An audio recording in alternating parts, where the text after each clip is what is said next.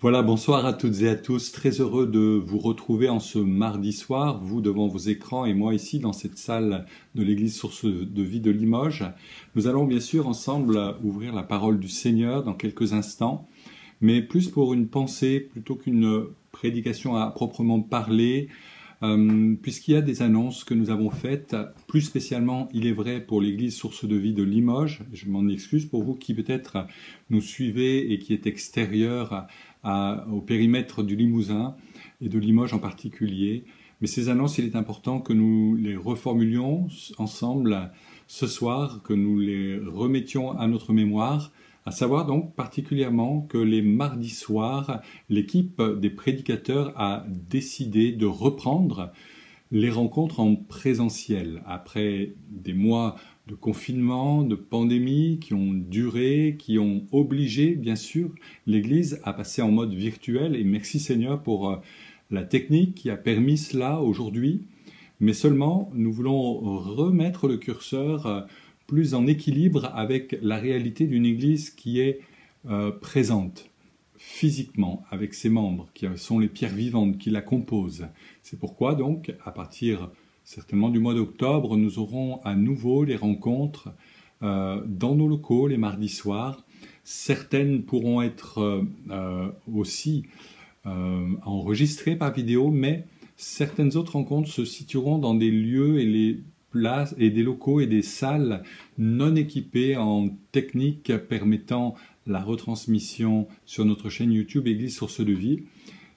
Soyez certains que nous voulons continuer d'avoir ce lien avec vous d'une façon ou d'une autre. Bien sûr, le moment fort de la semaine reste la diffusion en direct du culte le dimanche à 10h, et nous espérons que ces cultes vous font du bien, fortifient vos âmes et vous permettent de continuer de progresser. Mais comprenez-le bien, si bien sûr nous sommes satisfaits et heureux de la présence de l'Église Source de Vie Limoges sur les réseaux sociaux, en particulier sur YouTube, nous voulons cependant réellement mettre en phase les chrétiens avec ce que la Bible nomme l'Église de Jésus-Christ, l'Église vivante, l'Église composée de membres qui se retrouvent dans un lieu. Nous en avons été privés involontairement du fait de la pandémie, mais nous voulons aujourd'hui véritablement mettre l'accent sur cette nécessité-là. Ainsi donc, eh bien, vous verrez au fil du temps et des mois à venir comment les choses vont s'organiser, en tout cas pour vous qui nous suivez sur notre plateforme et notre chaîne YouTube. Sachez bien que nous vous avons dans nos cœurs et nous vous avons dans nos esprits. Nous ne voulons pas perdre le fil avec vous et nous ferons de notre mieux pour continuer à garder cette trame par Internet. Elle est aussi également importante, nous le croyons. Voilà, ces choses étant dites, j'aimerais simplement évoquer 3 débuts de psaumes, 3 courts débuts de psaumes qui, lorsqu'on les lit les uns après les autres, sont assez éloquents de la façon dont se rythme une vie avec le Seigneur aussi, une vie terrestre, si je puis dire tout simplement, avec ses hauts et ses bas et ses vicissitudes. Le début du psaume 9 dit « Je louerai l'Éternel de tout mon cœur ». Amen. Je louerai l'Éternel de tout mon cœur. Le début du psaume 10 dit « Pourquoi te caches-tu au temps de la détresse ?» Et c'est bien sûr, le « tu », c'est Dieu, bien sûr. Pourquoi, Dieu, te caches-tu au temps de ma détresse? Et le début du verset 11 dit « C'est en l'Éternel que je cherche un refuge. » Je crois qu'il y a là véritablement toutes les dimensions de nos vies, les creux et les sommets, les vallées sombres comme les moments lumineux où nous sommes sur la montagne, D'abord, il y a ce temps de louange, je louerai l'Éternel de tout mon cœur. On sent un homme qui est aguerri, affermi dans les voies de Dieu, un homme qui n'a pas à craindre de ce qui peut se passer au plan humain, puisque Dieu est au contrôle, puisque Dieu est là, puisqu'il y a cette intime communion avec son Seigneur. Les chants jaillissent d'eux-mêmes du cœur du psalmiste, les paroles viennent aisément, la musique avec. Je louerai l'Éternel de tout mon cœur, je raconterai toutes ses merveilles. Sous-entendu, Dieu m'a fait grâce, Dieu m'a béni et je veux le faire connaître, je veux le faire savoir. C'est ici l'histoire et le moment dans la vie d'un homme où tout réussit, où tout va bien, où Dieu est là, où Dieu bénit, où Dieu fait grâce. Et on peut se dire que ainsi la vie peut se dérouler d'une façon linéaire. Mais vous le savez autant que moi, la vie c'est pas ça.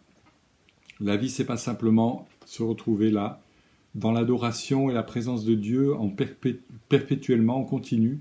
Il y a des moments où, eh bien, nos pas franchissent des gués arides, des moments difficiles, des temps particuliers, des temps où nous ne sommes pas sûrs, où l'orage gronde au-dessus de nos têtes, où on ne sait pas de quoi sera fait demain.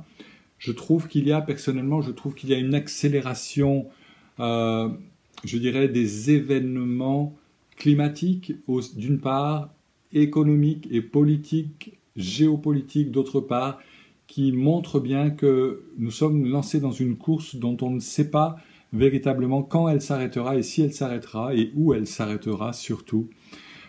C'est le cours de la vie de nous autres qui vivons dans ce 21e siècle.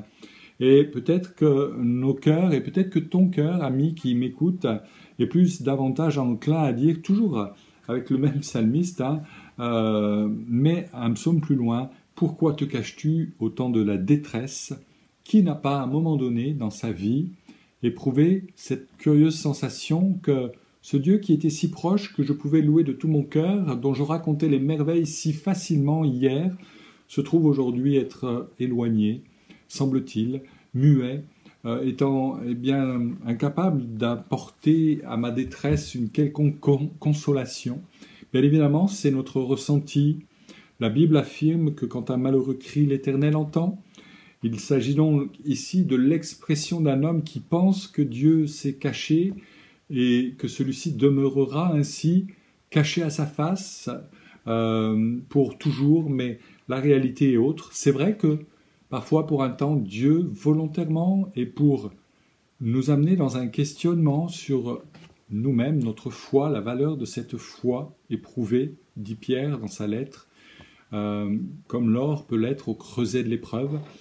Je crois que c'est important de réaliser que, quand bien même il semblerait que Dieu se soit éloigné, pour autant, Dieu est là, peut-être silencieux un temps, comme je l'ai dit, afin de nous amener à davantage de profondeur et un peu moins de superficialité, comme j'ai rappelé dans ce culte de dimanche dernier, 12 septembre. Je crois que c'est important, oui, de réaliser que Dieu est parfois, dans cette mesure-là, capable de nous laisser un petit moment, nous dépatouiller un peu seuls, non pas par sadisme évidemment, mais par pédagogie, pour que nous réalisions que toutes nos ressources sont si faibles dans les temps de détresse, que notre science et notre savoir ne peuvent contrer la maladie ou la mauvaise nouvelle d'un redéploiement économique de notre entreprise qui nous mettrait sur la touche soudainement. Et peut-être as-tu vécu ces choses, peut-être es-tu en difficulté dans la relation, dans ton couple, au niveau de la communication, et tu es dans la détresse. Pourquoi te caches-tu au temps de la détresse? Mais béni soit Dieu, Dieu est bon avec ses enfants, particulièrement évidemment. Il est prompt à secourir celui qui le connaît, qui l'aime et qui marche avec lui. Et c'est pourquoi il est aussi, au psaume 11, verset 1er, dit « C'est en l'Éternel que je cherche un refuge. » Amen. C'est en l'Éternel que je cherche un refuge. D'autres traductions disent « C'est Dieu qui est mon refuge. » C'est plus catégorique encore. Quel que soit le degré de confiance que tu as dans le Seigneur, je t'invite ce soir, ami, bien-aimé du Seigneur, à placer ton refuge dans le Seigneur. Lorsque l'orage fait gronde en montagne, on a plusieurs possibilités. Soit on reste planté là comme un piquet, et ça peut être dangereux, surtout comme un piquet. Soit on essaie de trouver une cavité, une sorte de creux dans le rocher, et on peut espérer ainsi être épargné de la foudre. Évidemment, il ne s'agit pas de se mettre sous les arbres parce que le auteur fait bien sûr appel à la foudre, mais voilà, on cherche un refuge au creux du rocher. C'est un petit peu l'expression du psalmiste, c'est en l'Éternel que je cherche un refuge. Peut-être es-tu enclin à t'inquiéter. La Bible dit « Ne t'inquiète de rien, mais en toute occasion, par la prière et la supplication, accompagnée d'actions de grâce, fais connaître tes demandes à Dieu. » Philippiens 4, 6. Et c'est vrai qu'on peut vivre sous le joug de l'inquiétude. Et peut-être qu'on peut être leurré par la société qui nous entoure, société de bien-être, société où l'État-providence pourvoit pour nous, veille sur nous. Ne t'inquiète pas, l'État veille, ne t'inquiète pas, l'aide sociale pourvoit à tes besoins, ne t'inquiète pas, les sauveteurs fonctionnaires sauront te tirer d'affaire et t'aider dans les démarches à faire. Ne t'inquiète pas, adresse-toi aux services d'entraide et de biens sociaux et tes biens seront comblés, satisfaits. Mais ça va dans certaines sociétés et ça va jusqu'à un certain point. Dans d'autres pays qui ne sont pas munis de tout cela, la confiance à Dieu est une certitude. C'est non pas une option parmi d'autres que proposerait la société, c'est une seule et unique possibilité de nous attendre au Seigneur et de faire confiance au Seigneur. Je crois que c'est important de faire connaître nos besoins à Dieu, de faire connaître tes besoins au Seigneur. Et je t'y encourage de toutes les façons, sachant que Dieu est fidèle et que Dieu fait grâce selon la promesse de ce texte, parce que Dieu est bon avec ses enfants, encore une fois. J'aime cette affirmation d'une femme qui a révolutionné en son temps un pays, en tout cas une région de ce grand pays, vaste pays de l'Inde. C'est celle qu'on dénommait Mère Teresa, qui disait pratiquement dans sa vie courante, elle avait cette prière confiante à Dieu elle disait « Ce n'est pas mon affaire de penser à moi, mon devoir est de penser à Dieu. Lui, son devoir, c'est de veiller sur moi. » Amen. Alors, voilà, c'est pas ton affaire de savoir de quelle façon Dieu va s'y prendre pour te bénir. Dieu va le faire, Dieu va agir, Dieu va faire grâce.